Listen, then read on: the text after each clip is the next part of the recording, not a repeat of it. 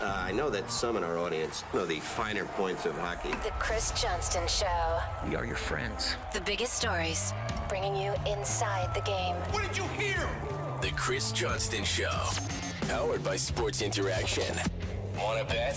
What is going on? Here's Chris with your host, Julian McKenzie. Part of the game. Big Money Siege. We are fully underway for the 2023-2024 NHL season. All the Canadian teams have played, including an absolute barn burner of a game between the Toronto Maple Leafs and the Montreal Canadiens that ends in a shootout. The Leafs win. Auston Matthews gets a hat trick. The folks at the SDP are very happy, I'm sure. Siege, what did you think of that game? I'm sure you were in the building for that. Take us through it, man. Let's talk about this game to start off the show. Yeah, it's one of those games, right? The game was drunk, it felt like, almost, because it was going in so many different directions. One of the Leafs players mentioned after the game it was a roller coaster. I think that's a pretty good way to sum up the night. And look, I think you look around these first two nights of regular season play, there's some lopsided scores out there.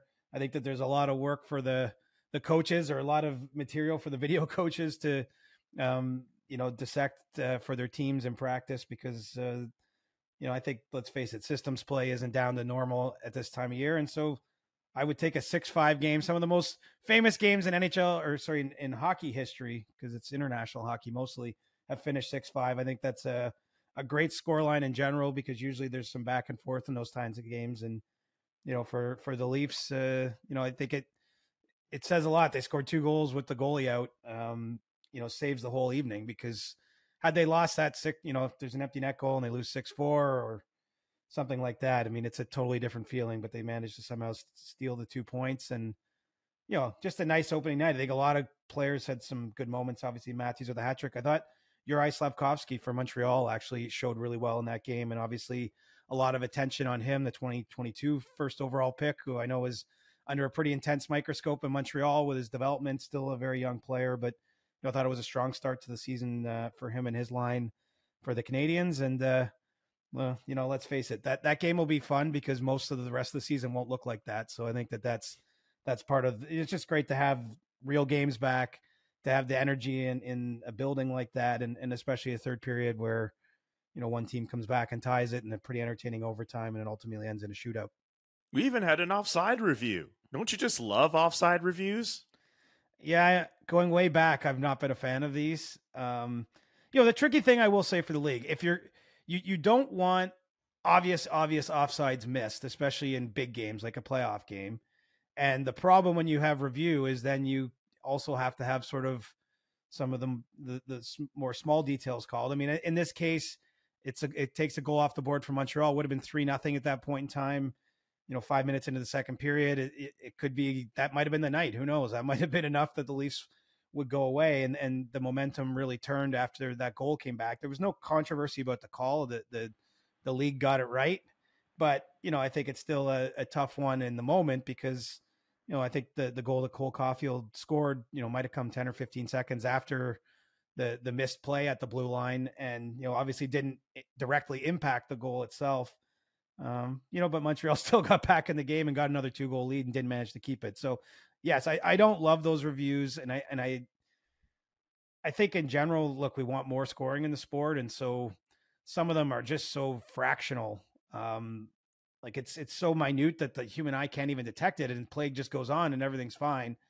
But this is a skill now. And it's funny, the Leafs video coach, they actually have 2. Jordan Bean, I believe, is in charge though of those calls. I believe he's now 10 for 10 on reviews in the last season and a bit. So he's gotten a lot of shout outs from Sheldon Keefe, because those are obviously valuable calls for the team. I mean, at that point, if that call is wrong and the goal stands and Toronto's killing a penalty down 3-0, that game might be lost at that point in time. And so the video coaches, shout out them, because they don't get a lot of time in a high pressure environment to make those calls. And, some are very good at it, including the young man working for the Leafs coaching staff.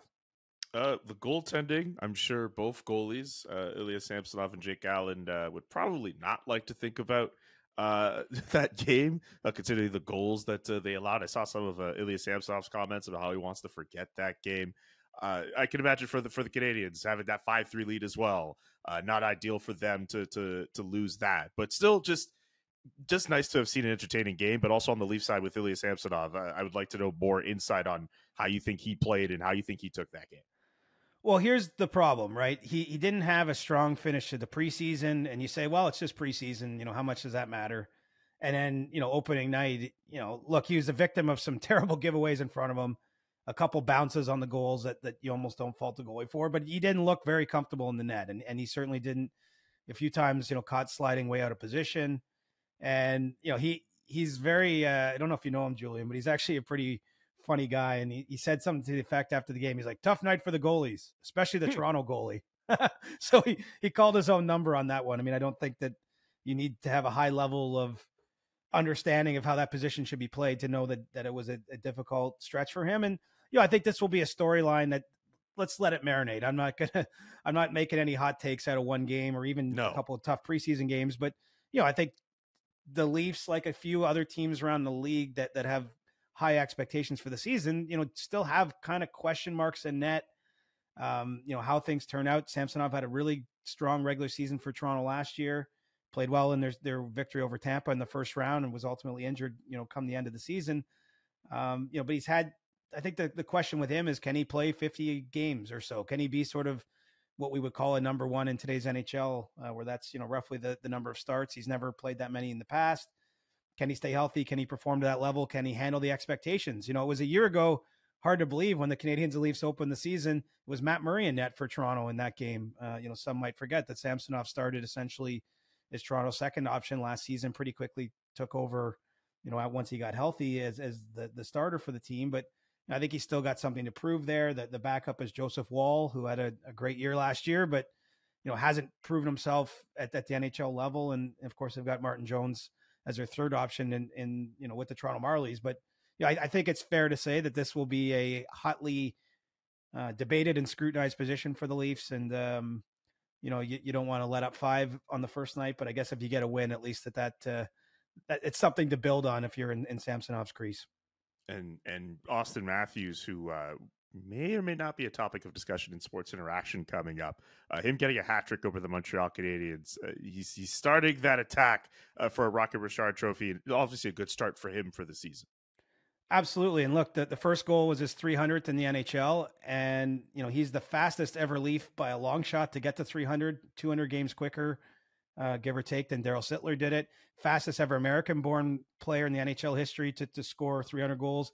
And fastest since Alex Ovechkin. You know, he's actually scoring to start his career at not too far off an Ovechkin level pace. Now, none of us can predict if he's got 6 or 7 or 8 more sort of 40 to 50 goal seasons in him, like Ovechkin managed to keep producing into his 30s. But you know, his scoring rate is pretty impressive. And you know, Jonas Siegel, your colleague at The Athletic there, Julian, tweeted after the game, I didn't realize this, but Matthews has 26 goals in 32 games career versus Montreal. So, you know, he's enjoyed that traditional rivalry, some big nights. You know, obviously when these teams usually play, it's a Saturday game and lots of energy in the building, whether it's the Bell Center or Scotiabank Arena. And yeah, I think for the Leafs, no secret or no mystery here that Austin's performance will be, you know, a big indicator of what the team can do. I mean, the way that you look at McKinnon in Colorado and McDavid in Edmonton, you know, Pasternak in Boston. I mean, these guys are the engines of their teams. And, you know, Austin by no means had a bad year last year. He had 40 goals and 85 points, but for him, you know, that's a bit of a down performance, especially given the prior season. He'd won the Hart Trophy and the Rocket Richard, had 106 points and 60 goals. So, you know, I think he's more likely to chase 60 this year than to be near 40. Not saying he'll get there, but I think somewhere north of 50 is likely for Matthews. And so to have that kind of start, I think just builds confidence. He played 10 games last season before he scored his third goal, and he didn't get through 3 periods before putting up 3 to start this season. And good at least that, you know, those goals came at a point when the Leafs needed to come back in that game against a Canadiens team that showed a lot of fight. I mean, they might still finish last place in that Atlantic division, but getting goals from Alex Newhook, you mentioned Juraj Slafkovsky playing well too. Cole Caulfield eventually got goals later in the game. Like, I still like what the team is able to do. I still like, for the Canadiens anyway, that even if they're up against a team like the Leafs, they're at least trying to show that fight. So even if they did blow a 5-3 lead, even I'll mention Julian too, who got a really nice goal in that as well. Even though they did blow a 5-3 lead, I saw a lot of Canadiens fans actually be pretty pleased with the effort.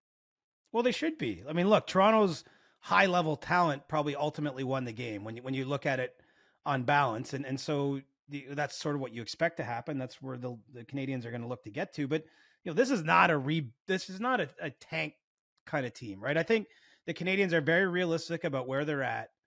I think that even internally, I know that there might be some debate. I saw Marty St. Louis talking about how he thinks the expectation should be a little higher than maybe what some people are saying externally. But I think realistically, the Canadiens front office knows that it's going to be another long year in some respects, that it's probably not going to be a year that has a playoff chase deep into March or early April. But, they are going to be competitive. And look, they've added some veteran players. They've got Sean Monahan back healthy.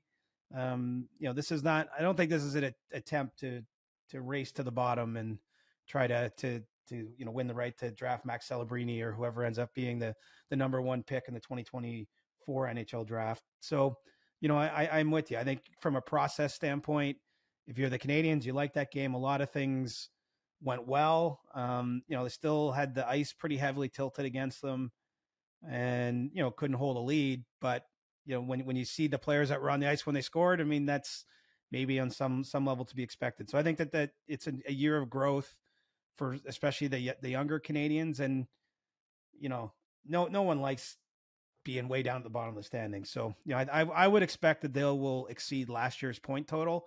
And even while doing so, you're right, they might still finish somewhere near the bottom of the East. Them and Philadelphia, probably the most likely teams at the bottom of the conference.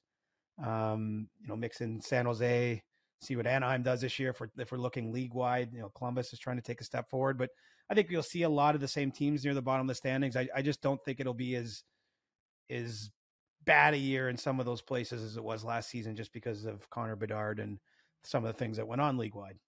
Yeah, we'll get to Connor Bedard too later on in our show. I should mention, congratulations to some new teammates for us at the SDPN, Arpon Basu and Marc-Antoine Godin, the Basu and Godin Notebook, the newest podcast at the SDPN, a Montreal Canadiens show. If you remember, those two had the Athletic support together at the Athletic, and now it has basically come to us here at the SDPN. So congratulations to those two. I'm looking forward to hearing more Montreal Canadiens content on the network. It's cool to hear those two guys. Love those guys. Yeah, I mean, if you want to know what's going on with the Canadiens, you couldn't find better than those two to be talking about the team. It's awesome they've joined the network. You'll never guess when I first met Arpon Basu. I can't even put a year on it. But you were both teammates at the Canadian Press, right?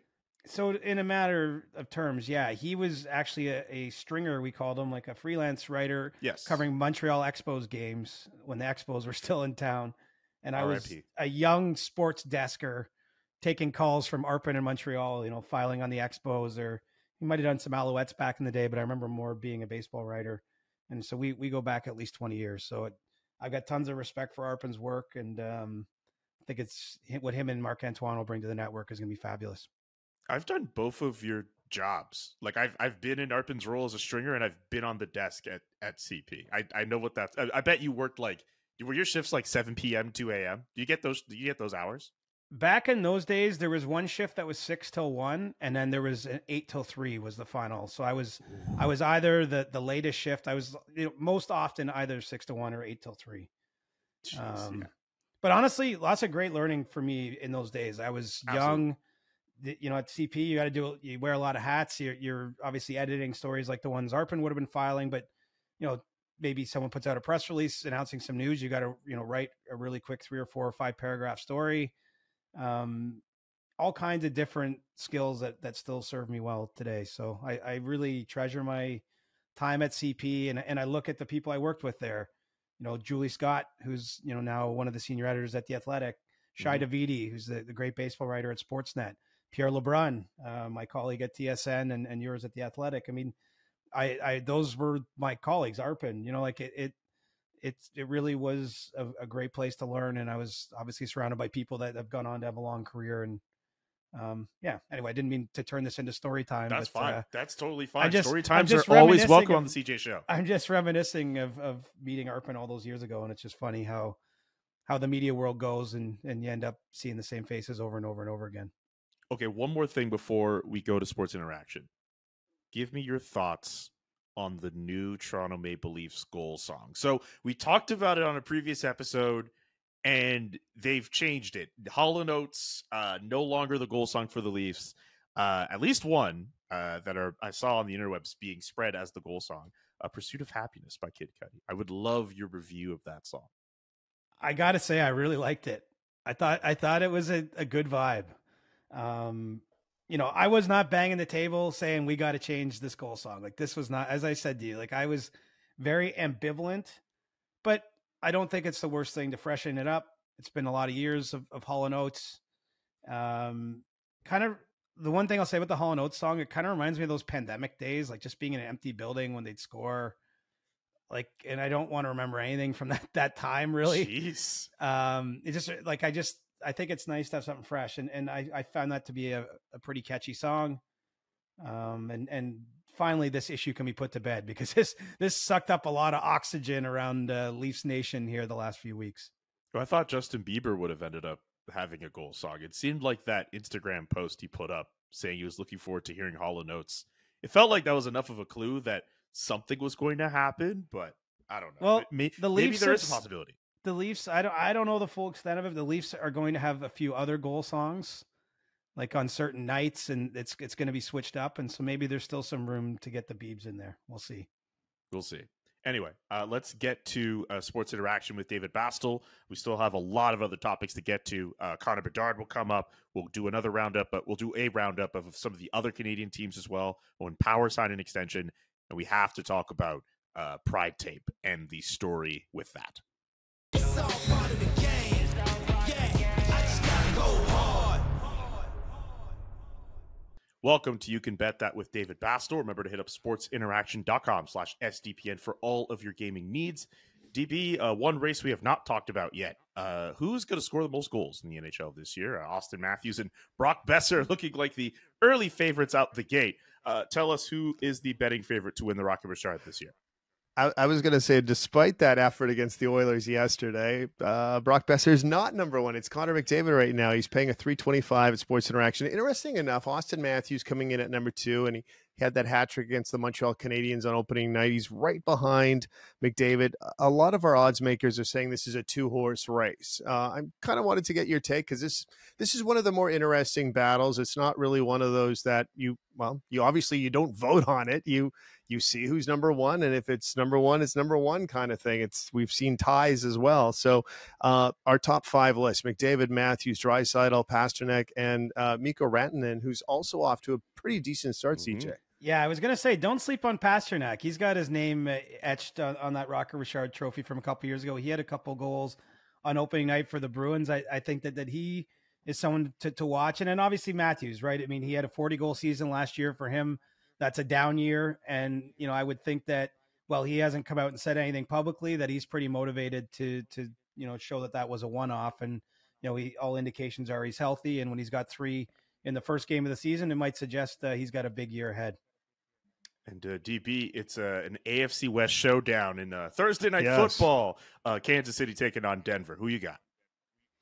Well, you know what? I'm going to throw something else out to you, because it's been very, very popular at Sports Interaction. And I'm guessing most people that, have TVs like the 3 of us know about the Taylor Swift and Travis Kelce relationship in some form or another. So once again, at Sports Interaction, we have Taylor Swift sighting, Travis Kelce first touchdown. Oh, now the Broncos are pretty susceptible to giving away touchdowns to just about anybody, but I'll throw this at you. It's paying $7.50, 7.50.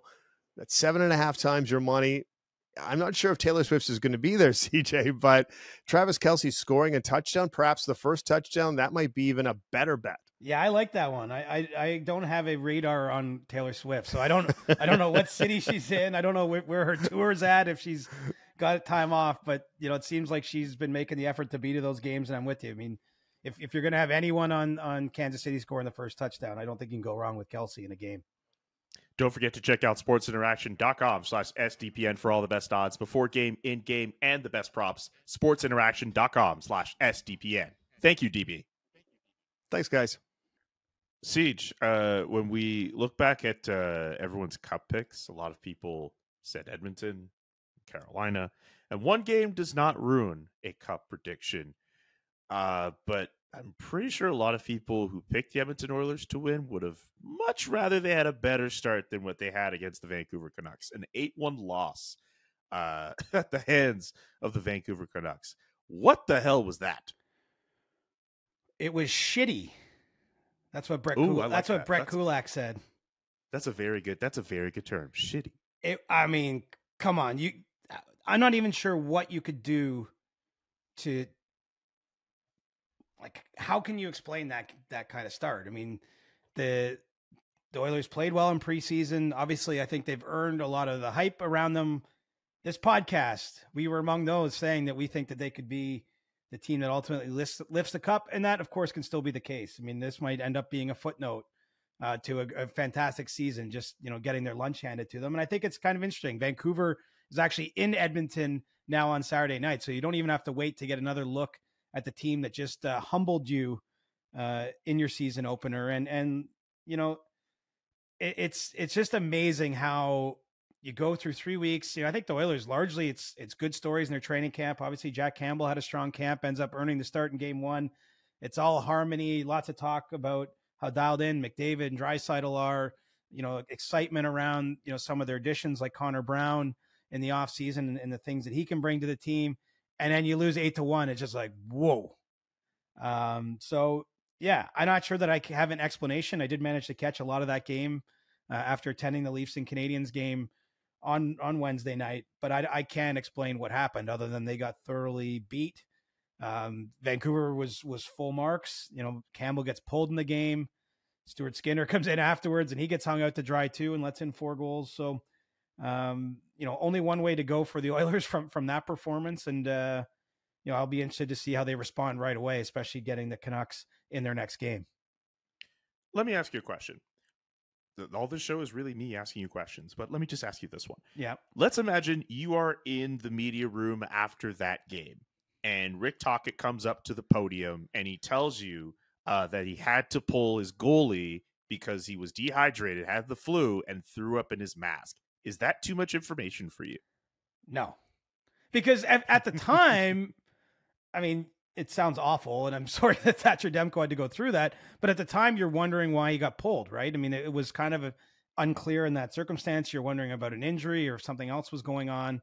And so pretty honest explanation of what was going on in that moment, I would say, from Rick Tocchet. But I don't think it's too much info because, again, I think you're on high alert as a Canucks media person covering that post game because you're wondering what the hell, like, why would a goalie get pulled on the way to an 8-1 victory? But that's a pretty good explanation as to why. I think it's understandable why he didn't continue on. And, nothing to see here. Let's just hope Thatcher gets healthy soon and can put that behind him. Yeah.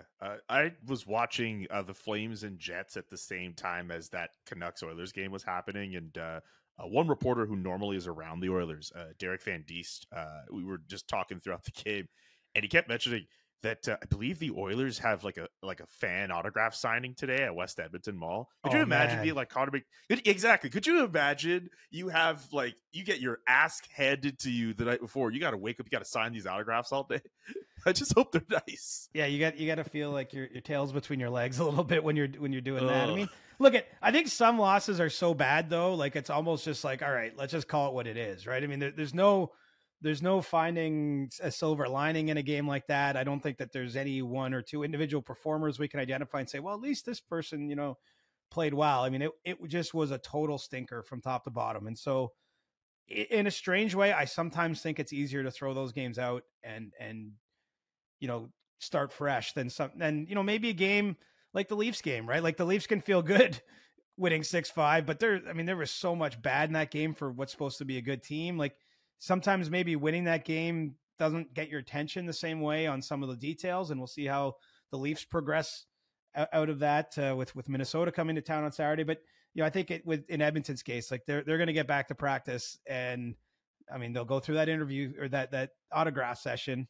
I'm sure the fans will still be happy to meet them. Maybe some laughs about the game. Maybe a day later, you can almost laugh at how bad it was. And then they'll be right back at work on Friday. And I don't think there's any mystery that they need to find a lot more detail, urgency, and compete. They just lost way too many battles all over the ice. Can you imagine being a little kid wanting an autograph from Connor McDavid, and the next thing you ask is what happened? You try to get him to explain what happened. Did you see? Why'd you guys suck?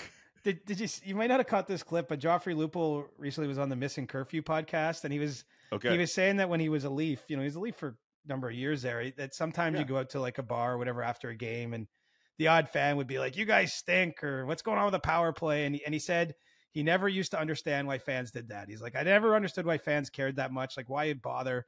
And then he said he watched the Jays loss, and he was like, now I understand. He's like, those fans. He's like, he's like, if I saw Vladdy or any of these guys, I would be like, what the hell was that?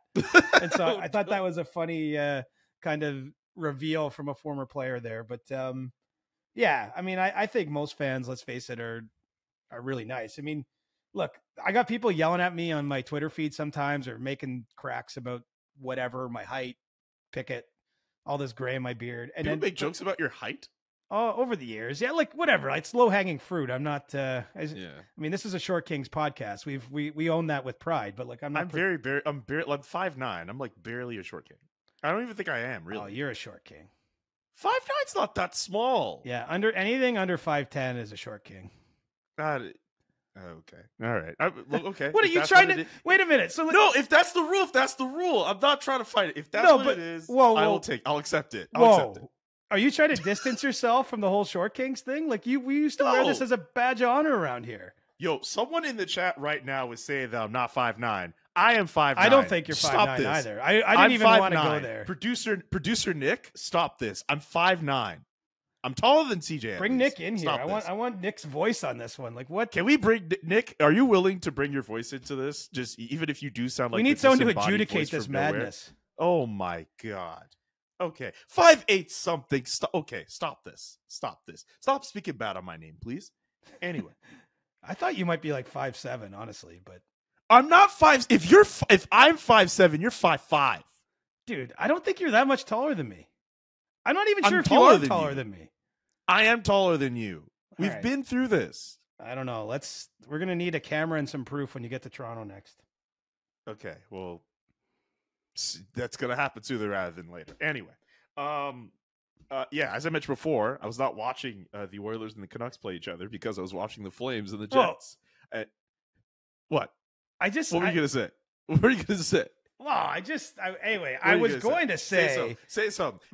After all, we got down the Short Kings rabbit hole. But I was going to say though, whenever I do, like I routinely see people and they say hi on the street or like at the game last night. I was doing a hit in the bowl for TSN with Mark Masters, and a few fans came over and stuff.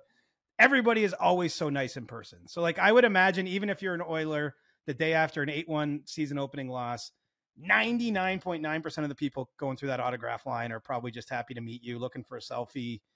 I doubt that they're taking much heat there. Now they might be taking a little heat in the coach's room though, the next time they're in there with Jay Woodcroft and his staff.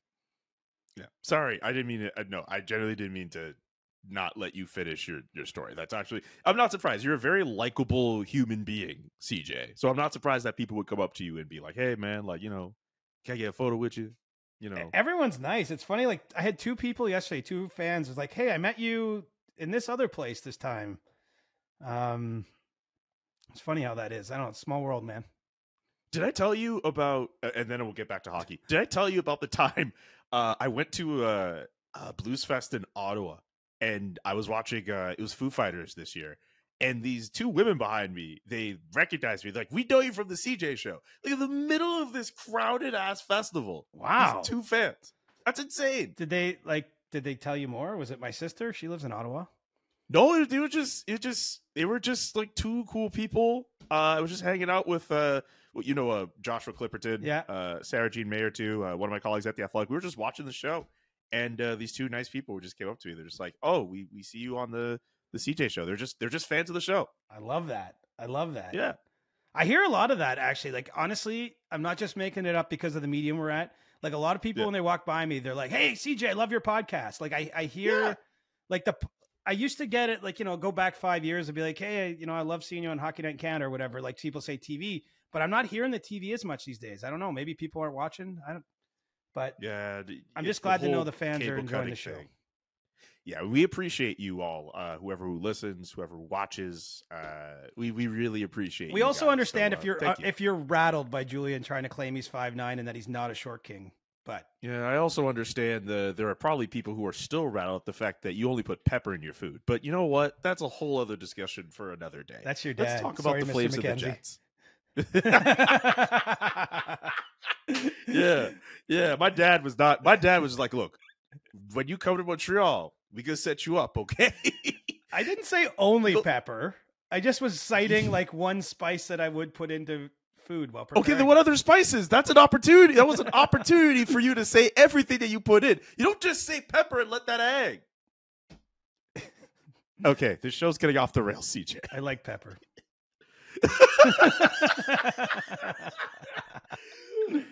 Okay, the Calgary Flames, they beat the Winnipeg Jets. Kind of similar to the Toronto Maple Leafs in that maybe they didn't play their best. The Flames were not at their best. They got caved in at 5-on-5. They lost the high danger chance battle.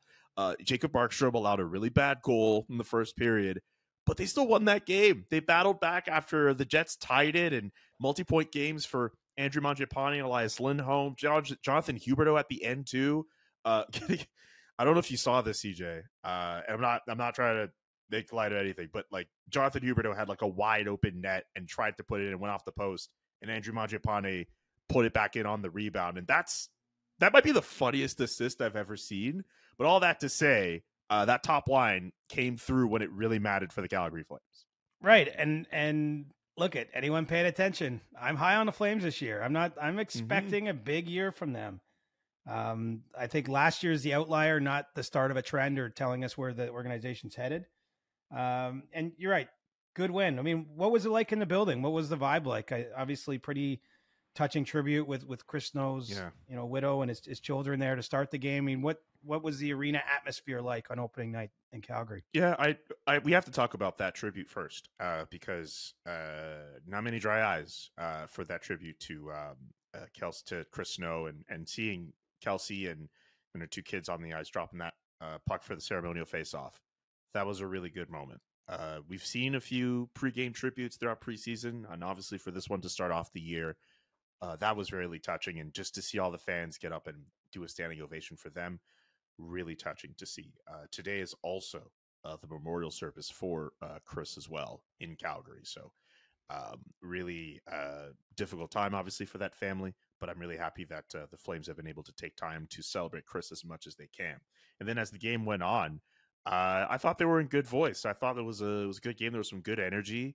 I think there's some fans who are trying to be cautiously optimistic about the year. They're looking at the preseason. They're seeing that there are some changes. There are some people who are wondering if they've connected enough in terms of chemistry. There are people looking at Jacob Markstrom and saying, hey, well, is he still going to allow bad goals? Is Huberdeau still going to be able to put up points? There's a lot of questions. And ultimately, even as much as the team can say that, the vibes are better than last year, it's still really on this team to prove that they're better than last year. It's still going to take a lot for them to really kind of sway some people in that regard, but they do look talented. They do look a little better in some regards than last year, but there's a lot of games to go in order for them to really sway people's minds. Well, and vibes don't put points in the standings. Like I appreciate it. And I do understand that last year was a really difficult experience for that team and the players.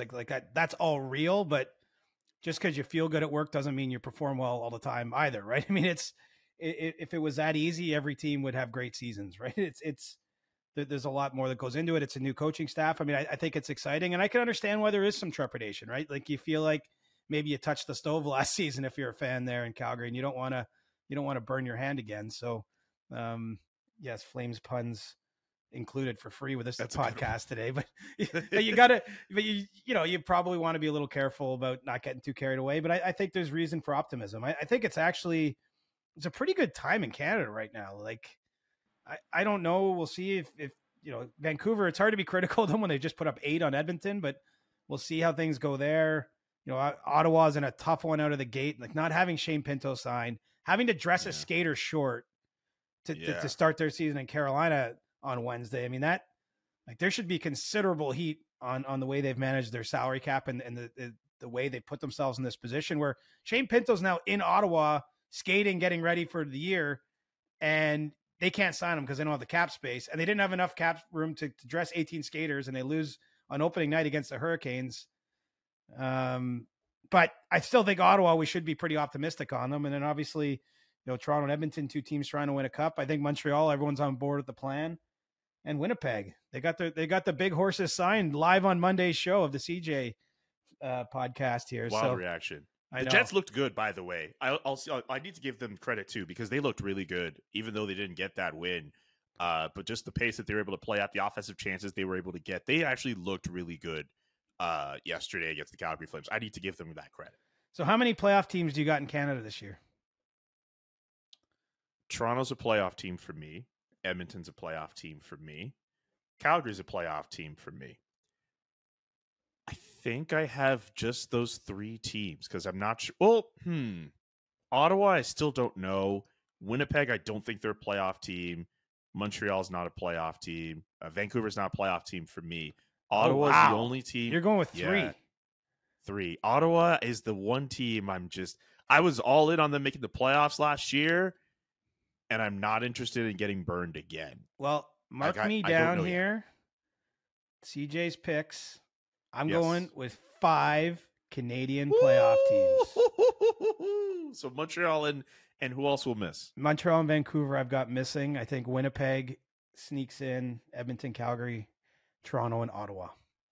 Okay, all right, cool. So I'm going Mark to CJ down. Big 5 out of 7 here in Canada. Okay, I need to properly think about this. I think I'm going to say 3. Stick with 3. Go with your gut. I'm sticking with 3. I'm sticking with the 3. I'm sticking with Toronto. I'm sticking with Edmonton. I like it because you're not on the fence. Like 4 would have been kind of a fence sitting. Yeah, that's it. It's just. But 3 and 5. Time will tell. I want to believe in the Senators, man. And I still think they're going about things the right way. It's just that Atlantic Division is still tough. Like Toronto's good. Tampa's good. Boston might still be good enough, even though they don't have Krejci and Bergeron anymore. I'm all in on the Sabres making the playoffs this year. I'm all in on that team making it. Well, if you're in on the Sabres, it's hard to be in on the Senators. Like it's hard to imagine both getting in. It's obviously mathematically possible, but I think it's unlikely. Yeah. Speaking of the Sabres, by the way, or I don't know, do you have any other thoughts on the Senators losing to the Hurricanes? We should probably spend some time on them too. Not really, other than like honestly, to me, all the focus should be on the front office and the decision making and the way this is unfolded. Unfortunately, Josh Norris is still not healthy enough to play, not getting Shane Pinto signed and basically not figuring this out ahead of time, I think is really a tough look. It doesn't get easier, by the way. Like the season has started now. So the way it works when you sign a contract in season, the cap hit gets prorated up. And so the point really being is that it becomes tougher with each passing day to get it to a number that Shane Pinto is willing to sign, that the Senators can fit in their cap picture. And so I think that there's huge heat on that front office right now to create room, whether it's, we've talked a lot about trading Matthew Joseph potentially, and he gets a point in the opening game. Maybe it's Eric Brandstrom. I think they have to do something. I mean, I just think something has to give there. They played a skater short because of some injuries they have too. I mean, they just have not managed their way into the season in a way that you would want for a team with the expectations they have.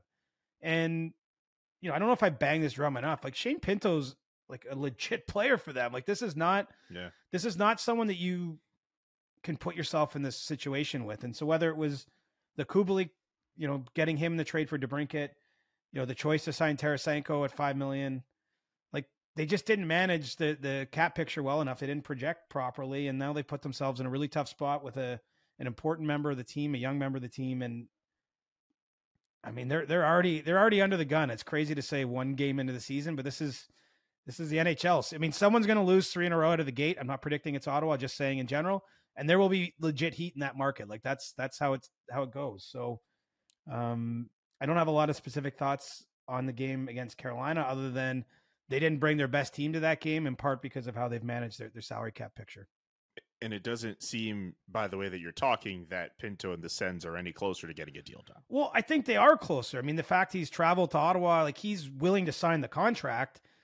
It's a matter now of them creating the rooms in order to allow him to sign the contract. And so I do think they're close in the sense that this isn't this giant standoff at this point. I really do think it's down to them having to manage the roster in a certain way. And obviously teams aren't lining up to do them a favor, right? I mean, you're not taking one of these players unless Ottawa's attaching a sweetener to it. I mean, would it take a first round pick maybe attached, to trade Matthew Joseph to create the room? That's what it might take. I mean, he's got multiple years left on his contract, roughly $3 million player. No one is going to just take it for free is kind of the point. And so I think that's the rock and the hard place that the Senators are between. I can't see this going on. I'm surprised we got here. I will say that. I figured something would have given that they got him and signed in time for the season to start. I can't see this going too deep into next week. I think that they have to make this move now. Okay. What about the Buffalo Sabres and their extension with Owen Power, 7 years, $8.35 million. That's the AAV. Here to stay, it says from the Buffalo Sabres on their Twitter. They put up a little cool graphic of Owen Power, and it says here to stay. But they lock up Rasmus Dahlin. They lock up Owen Power. Matthias Samuelson's also locked up for the long term as well. Sabres continuing to lock up that core. Yeah, Dylan Cousins and Tage Thompson too. I mean, all these contracts signed in the last year or so. And look, all those players you just mentioned are under 25. They're all signed now basically till the end of this decade. And in the case of Dahlin and Power into the early 2030s. And the only one above 8.4 million is Dahlin. And look, I know some people opined on his number ending up at 11 million. I think we have to be really clear here. He only had 1 year of restricted free agency in that 8-year extension. So this is basically a UFA contract. And as a result of that, he gets paid UFA money. I mean, that's the equivalent contract to like where Drew Doughty signed his $11 million deal, to where Erik Karlsson got an $11.5 million. That's where he was at. And so I think that explains why his number's so high. I think with the rest of this group, you're like, wow, this is relatively cost controlled. This is, to me, a smart bet.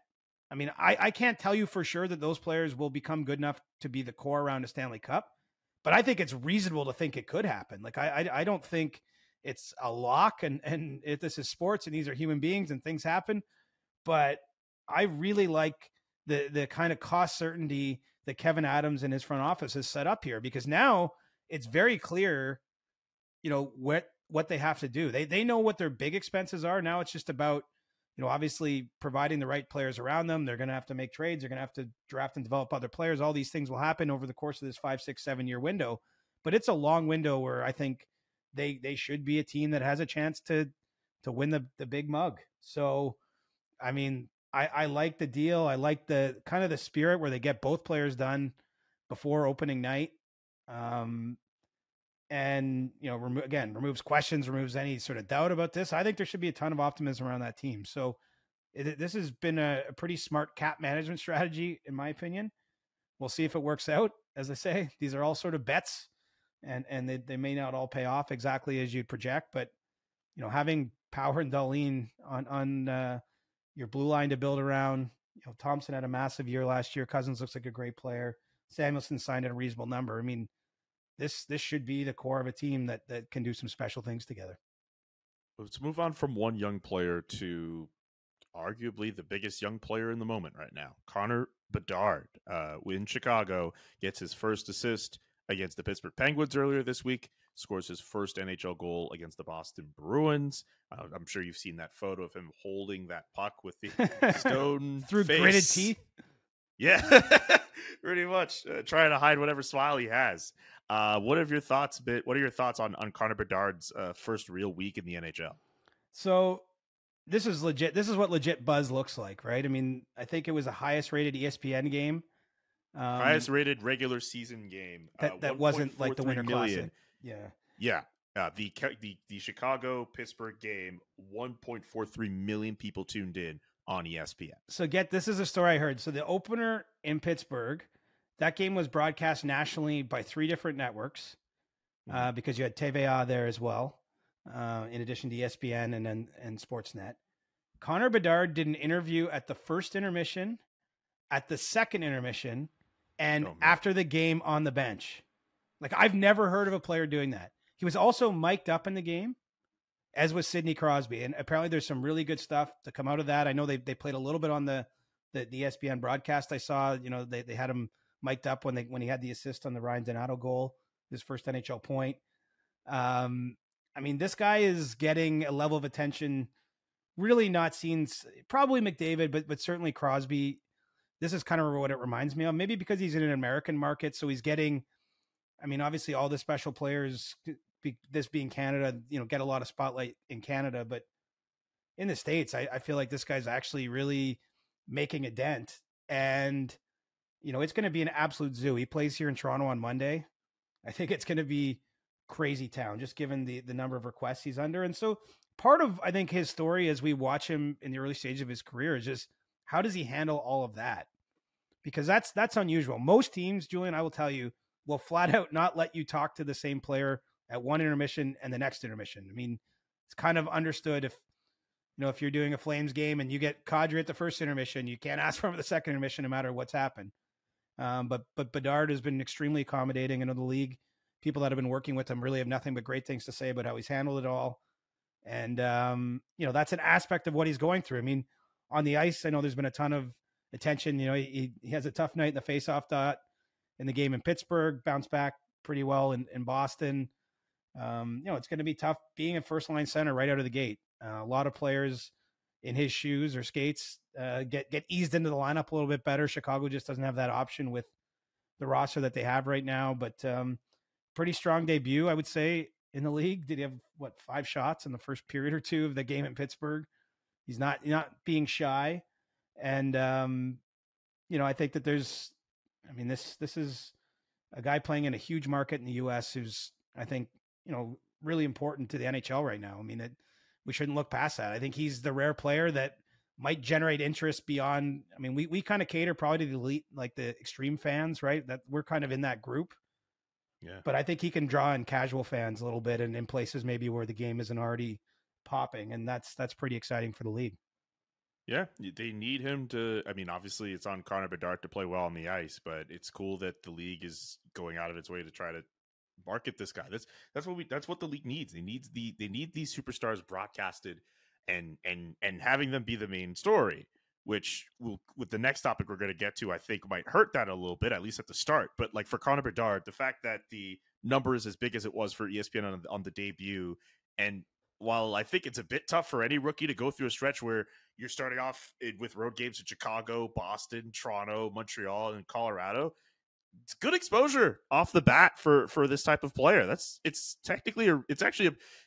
good scheduling wise if you're looking at it from an exposure point of view. For sure. But it's damn difficult too. Like, keep in mind, they're opening every team season too, right? It's the home opener in Pittsburgh, the home opener in Boston, home opener in Montreal. Right out of the gate. Now they'll get to Toronto. They've already played games at home. And then I believe it's the home opener in Colorado, if I'm not mistaken too. So you're there on like the amped up night for the other team too. And it's a long road trip out of the gate. Obviously it's got to be exhausting to some degree to have the demands placed on him. You can't just focus on the game, right? Like he's got a microphone in his face everywhere he looks. And, by all accounts, as I say, like I heard nothing but rave reviews from the people that were in Pittsburgh for that opening game, just how he kind of dealt with that spotlight, but it's shining pretty brightly on him, probably more than any player we've seen since Crosby Ovechkin. That's kind of just my opinion. I think because McDavid, who unquestionably is the best player on earth and just outrageously talented, but playing at Edmonton, he doesn't get the same kind of, exposure down in the US the way Bedard's going to. Oh, by the way, the first home game for Connor Bedard later this month against the Vegas Golden Knights. So a big hype up night for Chicago, and you get the reigning Cup champions. Right. Who just unfurled a Stanley Cup banner out of a slot machine, which was absolutely... Loved it. Awesome. I mean, I love how Vegas just leans into being Vegas. Anyway. I love it. One other Connor McDavid thing I'll mention, just because I just saw this coming across on Twitter. We did mention the autograph event going on. There are these photos from Connor Haley. There's like basically people lined up almost 7 hours before this event even started, and the entire mall is just, there's a whole section of fans in this one part of the mall who are just camped out waiting for Connor McDavid to sign autographs. And I believe this photo was posted at like 10 o'clock local time, and 7 hours before then, like, that is insane to me. I just wanted that mentioned. That just goes to show how much of a god he is in the city of Edmonton. That is insane. I remember lining up in the middle of the night once to get a Radiohead album being released. Really? Yeah. It was released at like midnight, and I was like lined up on Yonge Street at HMV. Damn. There's a generation of y'all who don't know what HMV is. Yeah. Another one, I once lined up for 3 hours in Coburg to get John Olerud's autograph when he was the Blue Jays' first baseman, and he came to sign autographs. I can't think of a guy I've stood in a line hours for. It's definitely for another episode for sure, but we should probably think of like celebrity autograph stories or anything like that. We'll send them in or bring up more of those, because I'm sure we've got some good ones to talk about as well, and good celebrity sightings. We should get to our next topic, which has arguably been the biggest story of the week in the NHL, involving Pride Night, specifically with the Pride Night tape, the rainbow tape used by certain players on their sticks. As part of the changes with specialty nights, the tape has been banned. And since that ban, which was officially made clear in June, but after some follow-up reporting, Ryan Clark has done so, and Outsports specifically got the story about tape being banned. We have seen a lot of reactions from players. Players like Scott Lawton have straight up said that they're to hell with the ban, they'll go against it anyway. All this over hockey tape. Like, for me, this is just a good gesture. Just the whole idea of Pride Nights and other specialty nights like Black History Month. I'll even mention Anthony Duclair expressing concern about Black History Month events going forward for the NHL. But these are just good gestures for the league to show that they could be inclusive of everyone. And now that we've seen the changes that are being put in place, it's not a good look for the league, CJ. I would love to know your thoughts on this. Well, it's an overreach. It's an overreaction. It just doesn't make sense to me why you even bother, to be honest. I mean, on some level, I will say, I can understand how they got to where they got to with the sweaters. It's not to say that I like the decision necessarily, but I can understand where they were thinking it was creating negative headlines out of something intended to be positive, that, the league's contention would be it was 7 players who didn't wear one out of many hundreds who did. And so I can understand where you're not wanting to put players in a position where they feel like they're forced to support any cause. And keep in mind, that could include military nights or police nights or some other issues that maybe not all players are comfortable supporting. The issue for me with the Pride tape is that it was always individual. To my recollection, it was never like a team-wide required thing. It was obviously certain players elected to show their support for the community by using that Pride tape. And I just don't know why you'd get in the way of that. It was, I think almost always exclusively done pretty much in warm-ups. I think Jonathan Huberdeau's used it in a game, but yes. Primarily it's been used on practice days or in warm-ups as a way to show support, show some individualism, right? I mean, that's what this is being stomped out. I don't understand it. I still have to believe there's a chance the rule is rescinded, retracted, what have you. We've seen a number, in addition to the players that have spoken out, we've seen a number of, pretty hard-hitting statements. That the biggest one that stood out to me, Julian, was the one from Brian Burke. Brian obviously has a long history in the league, has been very, I'm trying to find the right adjective. He's been a very, very strong ally. He's, lived on, and his son, Brendan, who many might remember, but you might not know, who had come out as gay and tragically died in a car accident soon after, while Brian was the GM of the Toronto Maple Leafs. And since that time, I mean, Brian really has done a lot to be supportive of the gay community. And, he's also, though, very close with the NHL's front office, right? He worked in the head office as a disciplinarian. He's known Gary Bettman and Bill Daly going back 30 odd years.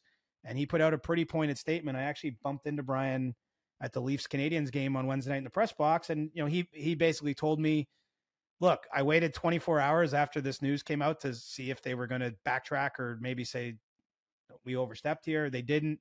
He came out with a statement and he said, look, if they try to fine anybody, I'm going to make sure we put up the money for those fines. Like he's, pretty strongly against this. And, the PWHLPA, which he runs, put out a statement. I know Alphabet put out a statement with Bane Pettinger and Brock. And so, yeah, it's just hard for me to get my mind around. I'm curious to see when or if a player does challenge this by just going ahead and doing it, and how the league responds if that does happen. But yeah, it's a shame. I have no defense for it. I don't really understand it. And I concur that on the first week of the regular season, this is probably not something the league would want everyone talking about, but everyone was talking about it, and with good reason. Like we mentioned all these other stories throughout, and Connor Bedard in a different world, that's arguably the biggest thing we're talking about on this show. But the fact that to enter the week, especially with all those matchups that they presented on the first night of the NHL, like we should have just been talking about how Connor Bedard versus Sidney Crosby, that opening face-off shot, and seeing how that goes, the number 1 overall picks playing against each other. But the fact that this story ended up being a thing, it's just another example of the NHL just not able to get out of its own way, and essentially being Sideshow Bob from The Simpsons in that one scene where he just keeps stepping on all of these rakes. That's basically it. Anytime it feels like this to me, but it feels like anytime the league wants to take this step ahead and show why they're the best hockey league in the world, there's a story like this that just pops up and brings them 2 steps back. And this is just another example of that to me. It's exasperating. Well, I mean, they are the best hockey league in the world, but they're not always certainly not the best at managing these kind of situations, of promoting some individuality in the players. I mean, I just feel like this should be an individual choice for anyone who wants to show support in that way. Let's face it, it's a pretty small gesture we're talking about. I think it means a lot to the people that see it. So I'm not minimizing the gesture, but we're talking about putting tape on a stick for a warm up. Like, it really, I just don't see it as an issue. I mean, a lot of players have wore purple tape too during the Hockey Fights Cancer Month, right? I mean, to support cancer. Like, are we going to have it where you can't support cancer? Like, yeah. I mean, I almost have nothing more to say, Julian, other than, no, I get you. Like, because I get so far down, I'm just like, I just don't really see a need for this. I can't believe they're actually going to enforce it. I would encourage any and all players that are inclined to use Pride tape to go ahead and do it. I think that would be a strong statement to the community. I recognize some players, especially the season's just getting going, they don't want to become the story, right? Which is kind of what would happen here. But I think it would be a strong statement if someone did it. And I really have a hard time believing the league would actually fine a player or a team for disregarding this. As much as they've obviously come down with this directive, I don't think it really should have any teeth. I don't know, man. If I'm a player in the league, whether it's Pride Night, Black History Month, any of the other specialty months, I would do something like that. I would go against the rule. And whether I have to put up the money myself, or if teammates are willing to front it for me, or the front office of my team feels that way, I feel like I should do it, because I think it's absolutely ridiculous that the NHL has literally bent over backwards for 7 people. 7 people. That's really what it is at the end of the day. 7 people decided to be individuals for the first time with regards to the sport. And yeah, I'm saying that in jest a little bit, but we all know how the league can be in terms of individuality and making sure everyone's this unified front as opposed to just being these individual persons. But this is really because of 7 people who decided to do this, and it's resulted into a nightmare for this league. It's ridiculous. It's a joke. It's an absolute joke. Unlike the jersey thing where everyone was supposed to wear it and then obviously a few didn't, and then that becomes a story, this is totally optional. This is literally, it might be 3 players on one team decide to use the tape. Like, is that really that big a deal? Like that's kind of what I come back to. It shouldn't have been a big deal. But I do actually believe, honestly, in this, Julian, that any of the causes, whatever it is, it should be optional. Like, I don't think anyone, I'm not defending, look, I would wear the Pride sweater. That's not what I'm getting at. I'm not hinting at that. I should be clear. But, you know, ultimately, I think some, like, what you choose to support should be your choice.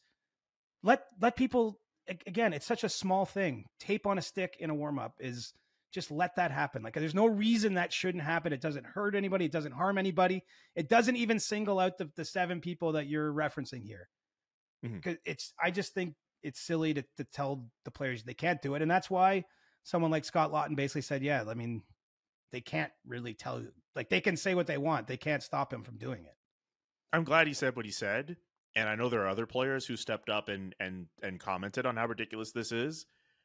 But what I'll say specifically with Scott, and I'm sure someone else will do this too, we're going to see pushback on this. We are going to see players step up against this rule. It was wild for everyone to think that players would step out of line and go against this.